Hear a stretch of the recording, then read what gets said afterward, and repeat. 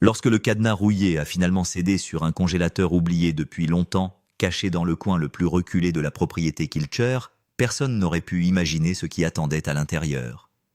Ce qui a commencé comme une tâche de nettoyage ordinaire s'est rapidement transformé en une découverte capable de déchirer l'une des familles les plus admirées d'Alaska. La vérité avait été gelée en place pendant des années scellée sous des couches de silence, et maintenant elle se frayait un chemin vers l'extérieur. En cette grise matinée d'avril, le vent hurlait sur le domaine des Kilcher, emportant avec lui l'odeur âpre de la terre qui dégèle et du pain lointain. Ce n'était censé être rien de plus qu'une journée de routine pour l'entretien du printemps, le genre de travail qui définit la vie d'un domaine. Eve Kilcher avait demandé à son fils adolescent de nettoyer le vieux hangar à matériel, une structure battue par les intempéries, qui était restée en place pendant près de 40 ans, recueillant tranquillement les restes de générations qui ont vécu durement et se sont accrochés à tout. La cabane elle-même ressemblait à un monument du temps. Ses murs de bois déformés portaient les cicatrices profondes d'innombrables hivers en Alaska. Des toiles d'araignée pendaient des chevrons comme de pâles rideaux et des grains de poussière dérivaient paresseusement à travers les minces rayons de lumière qui se glissaient à travers les planches fissurées. L'air était lourd d'une odeur de fer rouillé de cuir vieilli et de souvenirs qui n'avaient pas été touchés depuis des décennies. Chaque coin contenait quelque chose de jeté mais jamais vraiment abandonné, des outils cassés, du matériel obsolète et des objets trop significatifs pour être jetés même s'ils n'étaient plus utilisables. La tâche est restée banale, jusqu'à ce que les garçons écartent une pile de bâches et découvrent un congélateur industriel coincé contre le mur du fond. Il était partiellement caché sous du matériel agricole que personne n'avait déplacé depuis des années. Le congélateur lui-même n'avait rien d'exceptionnel, autrefois blanc, mais maintenant terni par la corrosion et la saleté. Ce qui les a arrêtés net, c'est le cadenas. Un cadenas épais et résistant scellait le couvercle semblant bien plus récent que le congélateur qu'il protégeait. L'adolescent resta immobile, le regardant avec un sentiment de malaise croissant. Il ne pouvait pas expliquer pourquoi, mais quelque chose ne tournait pas rond. Le contraste entre le congélateur en décomposition et le cadenas relativement moderne le troublait comme une note jouée à contretemps. Il tendit la main et toucha la surface métallique. Elle était froide, mais le frisson qui le parcourut n'avait rien à voir avec la température. Il appela à l'aide et en quelques minutes, plusieurs membres de la famille se rassemblèrent à l'intérieur du hangar. Shane Kilcher arriva le premier, l'expression déjà réservée, suivie de près par son frère Hatsley. Ils échangèrent des regards empreints de curiosité et d'inquiétude. Pourquoi se donnerait-on la peine de cadenasser un vieux congélateur dans une ferme construite sur la confiance et l'ouverture ? Qu'est-ce qui pouvait bien avoir besoin d'être gardé scellé de manière aussi minutieuse ? Shane fit lentement le tour du congélateur, l'étudiant sous tous les angles. Il passa ses doigts le long du couvercle et examina le joint. Le joint en caoutchouc était craquelé et fragile, manifestement intact depuis des années, voire des décennies. Pourtant, le cadenas racontait une autre histoire. Son éclat métallique terne suggérait qu'il avait été ajouté bien plus récemment. Quelqu'un avait fait des pieds et des mains pour s'assurer que ce congélateur reste fermé. Cette prise de conscience provoqua une vague d'effroi silencieuse chez toutes les personnes présentes. Hatsley sortit son téléphone et commença à prendre des photos sous plusieurs angles, avant que quiconque ne touche à quoi que ce soit d'autre. C'était une habitude prise après des années passées à documenter la vie de la ferme, mais cette fois-ci, c'était différent. Il ne s'agissait pas de souvenirs, mais de preuves. Le poids du moment s'installa lourdement, alors qu'ils comprenaient tous instinctivement que ce qui se trouvait à l'intérieur avait été caché pour une bonne raison. Shane prit la décision de couper le cadenas. Au fur et à mesure que la pince coupante s'enfonçait dans le métal, l'air se tendait. Le cadenas s'ouvrit et tomba sur le sol avec un bruit sec. Personne ne bougea pendant un long moment. Puis Shane souleva le couvercle. La température dans le hangar sembla chuter instantanément, comme si le congélateur avait libéré quelque chose de plus que de l'air froid. Ce qu'ils ont vu à l'intérieur n'avait aucun sens. Le congélateur n'était pas vide ni rempli des restes attendus des saisons de chasse ou de fournitures oubliées. Au contraire, il contenait des objets qui soulevaient des questions immédiates et profondément troublantes. Des documents scellés sous plastique étaient empilés proprement leurs bords jaunis par l'âge. Des dizaines de photographies étaient disposées soigneusement, montrant des visages et des lieux que certains reconnaissaient et d'autres non. Mais c'est le reste du contenu qui les a vraiment ébranlés, des objets qui suggèrent des vies, des secrets et des histoires dont personne n'a jamais parlé. Eve arriva quelques instants plus tard, attirée par les voix et le calme soudain. Lorsqu'elle regarda à l'intérieur du congélateur, son visage perdit toute couleur. Elle recula de plusieurs pas, se couvrant la bouche de la main. Le hangar devint silencieux à l'exception du vent qui faisait trembler le toit métallique au-dessus d'eux. Quelqu'un a finalement posé la question en suspens brut et inévitable. Où est Hatz s'il doit expliquer cela, maintenant? Le patriarche de la famille n'était pas près de la ferme ce matin-là. Hatz Kilcher était parti avant l'aube disant à sa femme Jane qu'il avait l'intention de vérifier les lignes de clôture dans le pâturage supérieur. À l'époque, cela semblait ordinaire. Maintenant, cela semblait délibéré, presque comme s'il avait anticipé ce moment et s'était assuré de ne pas être présent lorsqu'il arriverait. Les membres de la famille se sont rassemblés et ont commencé à retirer avec précaution le contenu du congélateur. Le mystère s'épaississait à chaque fois. Les photographies montraient Hatz à différents âges, mais dans des endroits que personne ne reconnaissait aux côtés de personnes qui ne faisaient pas partie de l'histoire connue de la famille. Certaines images le plaçaient dans des villes éloignées de l'Alaska, dans des moments qui ne correspondaient manifestement pas aux histoires qu'il avait racontées à ses enfants. Les documents étaient pires encore. Lorsqu'on ouvrait une pochette en plastique, des papiers juridiques se répandaient, datant de plus de 30 ans. Il y avait des titres de propriété pour des parcelles dont personne ne savait qu'elles avaient appartenu à Hatz. Des contrats portaient sa signature unique, à côté de noms inconnus de toutes les personnes présentes.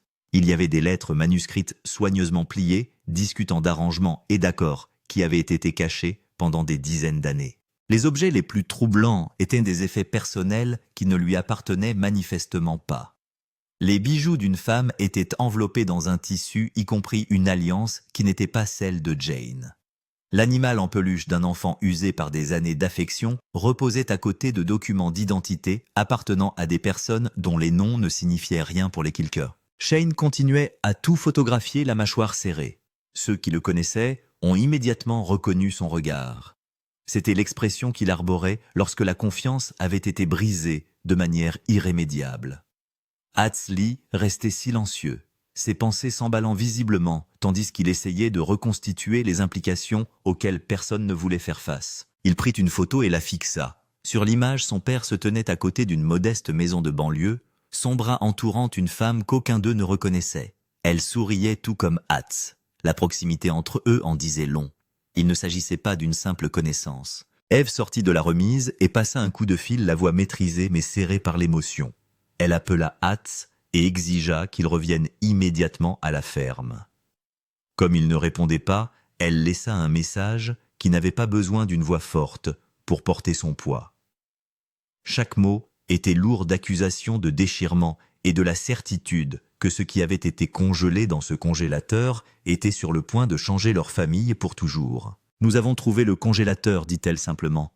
Nous devons parler, maintenant. » Alors que la famille attendait la réponse d'Hatz, des tensions sont apparues. Certains voulaient continuer à examiner le contenu pour reconstituer le puzzle avant de le confronter. D'autres estimaient qu'il s'agissait d'une violation de la vie privée et qu'il devait attendre qu'Hatz explique lui-même tout ce qui s'était passé. Le désaccord a révélé des lignes de faille dans la structure familiale qui avaient toujours existé, mais qui étaient restées cachées sous le vernis de l'unité de la frontière.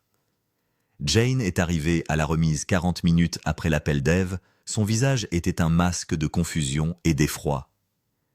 Qu'est-ce que tout cela, a-t-elle demandé en regardant les objets éparpillés sur une table de fortune? Comme personne ne répond immédiatement, elle répète sa question avec plus de force.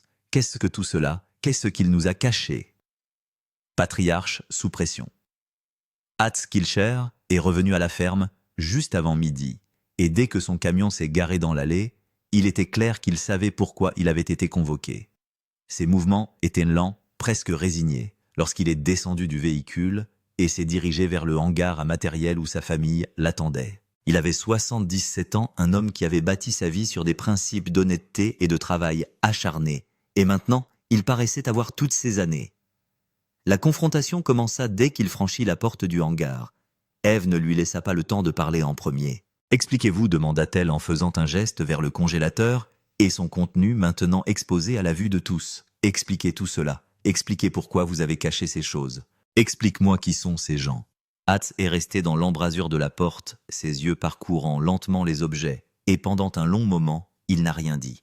Lorsqu'il a enfin parlé, sa voix était à peine plus élevée qu'un murmure. « Je n'ai jamais voulu que tu trouves ça. » L'aveu flottait dans l'air comme une fumée. Ce n'était pas un démenti, pas une explication, juste un simple constat qui confirmait les pires craintes de chacun. Il savait exactement ce que contenait ce congélateur et il s'était donné beaucoup de mal pour le cacher. Shane s'est avancé tenant l'une des photographies. « Qui est cette femme, papa? Qui sont ces gens ?» Son ton était agressif, la colère d'un fils qui se sentait trahi par la seule personne qui était censée être au-dessus de tout reproche. Hatz a regardé la photo et quelque chose a changé dans son expression. C'était de la douleur indubitable et brute. C'est une partie de ma vie que je pensais avoir laissée derrière moi. La réponse était d'une imprécision exaspérante. Hatz Lee se rapprocha, sa propre frustration étant évidente. Ce n'est pas une réponse. Nous méritons la vérité, toute la vérité. Que faisais-tu avec ces gens? Pourquoi as-tu leurs affaires? Pourquoi nous as-tu menti pendant toutes ces années? Jane se tenait sur le côté, les bras enroulés autour d'elle comme si elle avait froid, malgré l'air chaud du printemps. Elle avait été mariée à Hatz pendant des décennies, avait construit sa vie avec lui. Et maintenant, elle découvrait qu'il y avait des chapitres entiers de son existence qu'il n'avait jamais partagés avec elle. La trahison se lisait sur son visage, un mélange de douleur et de colère qu'elle avait du mal à contenir. Hatz tenta de s'expliquer, mais ses paroles étaient fragmentées et incomplètes. Il parla d'une époque antérieure à l'Alaska, d'erreurs qu'il avait commises et de conséquences qu'il avait essayé d'éviter. Il mentionne des noms sans contexte, évoque des événements sans détail, et à chaque déclaration vague, la frustration de la famille grandit. « Arrêtez de parler par énigme, » dit Eve d'un ton sec. « Nous ne sommes pas des enfants. Dites-nous ce qui s'est passé. Dites-nous pourquoi vous avez les bijoux d'une femme morte dans un congélateur fermé à clé. » L'accusation était directe et brutale, mais elle a eu l'effet escompté. Les épaules d'Hatz se sont affaissées et il s'est dirigé vers une caisse en bois dans le coin du hangar. S'asseyant lourdement, il a dit « Ce n'est pas ce que vous pensez », mais son ton laissait entendre qu'il savait exactement ce qu'il pensait et que la vérité n'était pas loin de leurs soupçons. Au cours de l'heure qui a suivi, Hatz a livré des fragments d'une histoire à la fois déchirante et profondément troublante. Il a parlé d'une vie antérieure au homestead avant son engagement envers la nature sauvage de l'Alaska et les valeurs de l'autosuffisance. Il avait été quelqu'un d'autre autrefois, quelqu'un qui avait fait des choix dont il n'était pas fier, des choix qui avaient blessé des gens et laissé des cicatrices qui n'avaient jamais complètement guéri. Mais même lorsqu'il parlait, il était clair qu'il se retenait, qu'il y avait des parties de l'histoire qu'il ne voulait ou ne pouvait toujours pas partager. La famille le presse exigeant plus de détails, plus d'honnêteté, mais Hatz reste évasif sur les points les plus importants. Pourquoi le congélateur? Pourquoi le secret? Pourquoi maintenant, après toutes ces années, la vérité compte-t-elle enfin? Dans les jours qui suivent la découverte, la famille Kilcher se retrouve dans une position inhabituelle. Elle a toujours été un clan privé, gérant ses problèmes en interne à l'abri des regards extérieurs. Mais le contenu de ce congélateur exigeait une enquête dépassant ce qu'il pouvait accomplir seul. Quelqu'un, qu'il s'agisse de la famille ou des autorités, devait reconstituer la chronologie des événements qui ont conduit à la dissimulation de ces objets. Shane a pris sur lui de devenir l'enquêteur de la famille. Il a commencé par les documents, examinant attentivement chaque acte et chaque contrat pour en déterminer les dates et les lieux. Il en est ressorti un schéma d'activité concentré sur la fin des années 1970 et le début des années 1980, une période où Hatz passait de sa vie antérieure à son installation éventuelle en Alaska. Les actes de propriété ont été particulièrement révélateurs. Elles ont montré qu'Hatz avait possédé plusieurs biens immobiliers dans l'État de Washington au cours de ces années de petites parcelles de terre et des maisons modestes qu'il avait achetées et vendues en succession relativement rapide. Aucune de ces transactions n'avait jamais été mentionnée à la famille et il n'y avait aucun lien apparent entre ces propriétés et le homestead en Alaska. Hatz Lee s'est concentré sur les photographies utilisant des recherches d'images inversées et un travail de détective à l'ancienne pour essayer d'identifier les lieux et les personnes capturées sur les images. Plusieurs des bâtiments à l'arrière-plan étaient identifiables, l'architecture d'une petite ville américaine évoquant le nord-ouest du Pacifique. Il a téléphoné aux bureaux municipaux, s'informant sur les propriétés et les résidents d'il y a 40 ans, tombant le plus souvent dans des impasses, mais découvrant parfois des informations qui ajoutaient des pièces au puzzle. Ce qu'ils ont appris a dressé le portrait d'un homme qui avait vécu une double vie, ou peut-être des vies multiples, pendant une période cruciale de son histoire. Certains éléments indiquent qu'Hatz a entretenu des relations et des responsabilités loin de l'Alaska, alors même qu'il établissait la propriété et construisait la vie que ses enfants ont connue. La chronologie suggère des engagements qui se chevauchent des promesses faites à différentes personnes en différents lieux. Les documents d'identification constituent peut-être la découverte la plus troublante. Les recherches ont révélé que Margaret était décédée dans l'incendie de sa maison à Olympia, dans l'État de Washington, en 1982. Thomas, qui aurait eu 8 ans à l'époque, avait survécu à l'incendie, mais avait été placé dans une famille d'accueil peu de temps après. Les dossiers montrent qu'il a déménagé dans plusieurs foyers avant de sortir du système au début des années 1990. Le lien entre ces personnes et Hatz n'est pas immédiatement clair, mais le fait qu'ils possèdent leurs effets personnels dans un congélateur fermé à clé suggère quelque chose d'important. Hatz les connaissait-il? Était-il responsable d'eux d'une manière ou d'une autre? Les questions se sont multipliées plus vite que les réponses. Jeanne a mené sa propre enquête en fouillant dans de vieux cartons contenant les affaires d'Hatz, stockés dans la maison principale depuis des années. Elle a trouvé d'autres photographies qui s'alignaient sur la chronologie des images d'Hatz dans des environnements qui ne correspondaient pas à son récit de l'Alaska. Il y avait des reçus d'entreprises des villes de Washington datés de périodes où il avait dit à la famille qu'il se trouvait en Alaska pour travailler sur la propriété familiale. L'image qui se dessine est celle d'un homme fondamentalement malhonnête sur son passé, qui s'est construit un personnage de pionnier, au moins partiellement basé sur des mensonges et des omissions. La découverte est dévastatrice pour Jane, qui réalise qu'une grande partie de son mariage a été construite sur des demi-vérités. Eve adopte une approche différente en s'adressant à des anciens de l'Alaska qui ont connu Hatz dans ses premiers jours sur la propriété familiale. Ce qu'elle apprend ajoute une dimension supplémentaire au mystère. Plusieurs personnes se souviennent qu'Hatz est arrivé en Alaska avec des ressources qui semblent inhabituelles pour un jeune homme censé partir de zéro. Il avait de l'argent pour acheter des terres et du matériel des relations qui l'ont aidé à s'établir rapidement. D'où venaient ces ressources? L'histoire officielle de la famille avait toujours été qu'Hatz avait économisé et travaillé pour arriver en Alaska, mais cette histoire était maintenant remise en question. Alors que la famille compilait ses découvertes, une sombre possibilité commençait à prendre forme. Hatz avait-il fui quelque chose en arrivant en Alaska?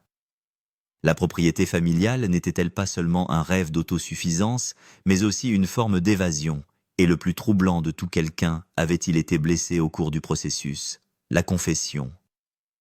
2 semaines après l'ouverture du congélateur, Hatz Kilcher a finalement dit toute la vérité. La famille se réunit dans la maison principale par une soirée pluvieuse, formant un cercle de chaises dans le salon, qui avait été le témoin de tant de réunions familiales au cours des décennies. Cette fois-ci, cependant, l'atmosphère était plus lourde de crainte que de chaleur. Hatz était assis dans son fauteuil habituel, mais il semblait diminuer, comme si le poids de ses secrets avait été la seule chose qui l'avait tenu debout pendant toutes ces années. Jeanne s'est assise en face de lui, l'expression indéchiffrable. Les enfants et les petits-enfants ont rempli les autres chaises et se sont tenus debout le long des murs, créant un public pour une confession qui aurait dû être faite depuis des décennies. J'ai été marié avant à commencer. Hatz, sa voix est stable mais silencieuse. Avant tous les mariages que vous connaissez, il y avait quelqu'un d'autre. Elle s'appelait Margaret. La pièce était silencieuse à l'exception du bruit de la pluie contre les fenêtres. Hatz a continué à expliquer qu'il avait rencontré Margaret à Seattle à la fin des années 1970. Ils s'étaient mariés rapidement emportés dans une romance qui semblait dévorante à l'époque. Margaret avait un fils d'une relation précédente, Thomas, et Hatz avait endossé le rôle de figure paternelle. Mais leur relation avait été troublée dès le début. Hatz a admis qu'il avait été jeune et imprudent, qu'il avait fait des promesses qu'il ne pouvait pas tenir et qu'il avait construit des rêves qui n'avaient aucun fondement dans la réalité. Il avait voulu être auteur-compositeur, gagner sa vie grâce à la musique, mais le succès avait été insaisissable et l'argent avait été rare. La pression avait créé des fissures dans le mariage qui s'étaient rapidement transformées en gouffre. « Je les ai déçus », dit Hatz, la voix légèrement brisée. « J'ai déçu Margaret et Thomas. Je n'ai pas été le mari ou le père qu'ils voulaient que je sois. J'étais égoïste et immature, et quand les choses devenaient difficiles, je fuyais. » il a expliqué qu'il avait quitté Washington en 1981, abandonnant son mariage et ses responsabilités pour poursuivre le rêve de l'Alaska. Il s'était dit que c'était temporaire qu'il enverrait chercher Margaret et Thomas une fois qu'ils seraient établis, mais c'était un mensonge qu'il s'était raconté pour justifier l'abandon. Il avait envoyé de l'argent de temps en temps, des chèques sporadiques qui n'étaient jamais suffisants, mais il n'avait pas gardé de véritable contact. Quand j'ai appris l'incendie, poursuit Hatz, le visage déformé par la douleur, quand j'ai découvert que Margaret était partie et que Thomas était seul, je n'ai pas pu faire face à ce que j'avais fait. Je ne pouvais admettre à personne, y compris à moi-même, que je les avais abandonnés au moment où ils avaient le plus besoin de moi. Les bijoux, les papiers d'identité, les photos, voilà les vestiges de cette vie ratée. Des objets que la sœur de Margaret avait envoyés à Hatz après les funérailles, accompagnés d'une lettre exprimant exactement ce qu'elle pensait d'un homme qui avait fui sa famille. Thomas avait été placé dans une famille d'accueil parce qu'il n'y avait personne d'autre pour l'accueillir. Après tout, l'homme qui aurait dû intervenir était à des centaines de kilomètres de là, en train de se construire une nouvelle vie et une nouvelle identité. J'ai gardé ces choses parce que je pensais que je devais le faire, a déclaré Hatz. Je pensais que si je les jetais, j'effacerais Margaret et Thomas, je ferais comme s'ils n'avaient jamais existé. Mais je ne pouvais pas les regarder non plus. Je ne pouvais pas faire face au rappel de ce que j'avais été et de ce que j'avais fait. Alors je les ai enfermés. La confession s'est poursuivie, révélant des couches de culpabilité et de honte qu'Hatz portait depuis plus de 40 ans. Il a expliqué que l'argent qu'il avait utilisé pour établir la propriété familiale provenait en partie d'un règlement d'assurance après l'incendie argent qui aurait dû revenir à Thomas, mais qu'Hatz avait réclamé en tant que veuve de Margaret. Il avait utilisé l'argent du sang pour construire son rêve d'Alaska, et cette connaissance l'avait hanté chaque jour depuis. « Je sais que je ne mérite pas le pardon », a conclu Hatz. « Je sais que ce que j'ai fait est impardonnable, mais il faut que vous sachiez tous que chaque jour que j'ai passé sur cette propriété, j'ai essayé d'être meilleur que l'homme qui s'est enfui de sa famille. J'ai essayé de construire quelque chose qui comptait, d'enseigner des valeurs que je n'ai pas vécues au moment le plus important. » Le silence qui a suivi la confession a été profond. Jeanne pleurait doucement, des larmes coulant sur son visage, alors qu'elle prenait conscience de l'ampleur de ce qu'elle venait d'apprendre. Les enfants étaient assis stupéfaits, essayant de réconcilier l'homme qu'ils connaissaient avec l'homme qui venait d'avouer une trahison et un égoïsme si profond. La suite. La famille Kilcher s'est trouvée confrontée à un choix impossible à la suite des aveux d'Hatz. Comment aller de l'avant lorsque les fondements de tout ce que vous croyez se sont révélés défectueux? Comment maintenir l'unité de la famille lorsque la confiance a été si fondamentalement brisée? Shane a été le premier à prendre la parole après les aveux et ses mots ont été durs. « Vous avez construit nos vies entières sur un mensonge », a-t-il dit. « Tout ce que nous croyons sur cette famille, sur le fait de vivre avec intégrité et de prendre ses responsabilités, tu as été un hypocrite pendant tout ce temps. » Hatz n'a pas discuté. Il a accepté l'accusation avec un hochement de tête, reconnaissant que Shane avait tout à fait raison. Les valeurs de la ferme. Les principes d'autosuffisance et d'honnêteté qu'il avait inculqués à ses enfants avaient été enseignés par un homme qui avait violé ces mêmes principes de la manière la plus profonde qui soit. Le poids des mots de Shane semblait peser sur toutes les personnes présentes dans la pièce. Plusieurs des plus jeunes membres de la famille se déplaçaient mal à l'aise, pris entre leur loyauté envers le grand-père qu'ils avaient toujours connu et la réalité troublante de ce qu'il avait été des dizaines d'années avant qu'il ne soit né. La dissonance cognitive était presque insupportable, essayant de réconcilier l'homme qui leur avait enseigné la responsabilité et le courage moral avec l'homme qui avait abandonné une femme et un enfant au moment où ils en avaient le plus besoin. Hatz Lee était assis la tête dans les mains, réfléchissant non seulement à la confession de son père, mais aussi à ce que cela signifiait pour sa propre identité. Il avait construit tout son sentiment d'identité autour du fait d'être un Kilcher, autour des valeurs et de l'héritage que ce nom représentait. Tout ce qu'il croyait savoir sur l'histoire de sa famille n'était qu'un récit soigneusement construit, édité, pour éliminer les vérités gênantes qui ne correspondaient pas à l'image de pionnier qu'ils avaient cultivée. Ève avait une autre préoccupation, et Thomas demanda-t-elle, « Il est quelque part, n'est-ce pas, votre fils, notre frère ? N'avons-nous pas la responsabilité de le retrouver, d'essayer de réparer ce que vous avez fait ?» La question était suspendue dans l'air lourde d'implication. S'il trouvait Thomas, que dirait-il? Comment s'excuser pour des décennies d'abandon? Comment expliquer à un homme que sa figure paternelle s'est construit une toute nouvelle vie pendant qu'il se débattait dans le système de placement familial? La réalité de l'existence de Thomas a provoqué une onde de choc dans la famille que même la découverte initiale n'avait pas provoquée. Il ne s'agissait pas seulement des erreurs passées ou des secrets cachés de leur père. Il s'agissait d'une personne vivante, un homme qui aurait aujourd'hui une 50aine d'années, qui avait été effacé du récit familial comme s'il n'avait jamais existé. Il avait grandi sans les ressources, le soutien et les opportunités que les enfants Kilché considéraient comme acquis. Alors qu'ils avaient été élevés dans une ferme entourée de leur famille, apprenant des compétences et des valeurs qui leur serviraient toute leur vie, Thomas avait été ballotté entre les foyers d'accueil seuls et abandonnés. ATS a admis qu'il avait essayé de retrouver Thomas au fil des ans avec des tentatives sporadiques de le localiser et peut-être d'établir un contact. Mais Thomas avait apparemment changé de nom après avoir quitté le foyer d'accueil et la piste s'était refroidie. Il ne voulait peut-être rien avoir à faire avec l'homme qu'il avait abandonné et Hatz avait fini par arrêter de chercher, se disant qu'il valait mieux laisser Thomas en paix plutôt que de rouvrir de vieilles blessures. Mais même en le disant, tout le monde dans la pièce reconnaissait l'excuse pour ce qu'elle était. ATS avait cessé de chercher parce que c'était plus facile, parce que retrouver Thomas aurait signifié affronter tout le poids de ce qu'il avait fait. Cela aurait signifié expliquer à sa famille d'Alaska la vie qu'il avait laissée derrière lui, admettre des échecs qui contredisaient tout ce sur quoi il avait bâti sa réputation. Il avait donc choisi la voie de la moindre résistance de la même manière qu'il avait décidé de fuir en Alaska toutes ces années auparavant, plutôt que d'affronter ses responsabilités à Washington. Jeanne lutte contre sa propre crise de foi. Elle a consacré sa vie à l'ATS et à la ferme, elle a cru au rêve et à l'homme qui l'a créé. Maintenant, elle est forcée d'affronter la réalité. Son mariage entier a été construit sur une base de secrets et de mensonges. Certains des autres membres de la famille pouvaient voir les calculs qui se jouaient sur son visage, le débat interne, sur la question de savoir s'il fallait rester ou partir, si l'amour pouvait survivre à une telle trahison. Elle parlait doucement, sa voix tremblant d'émotions réprimées. Combien d'autres secrets y a-t-il Hatz? Combien d'autres choses est-ce que je ne sais pas sur l'homme avec qui j'ai passé ma vie?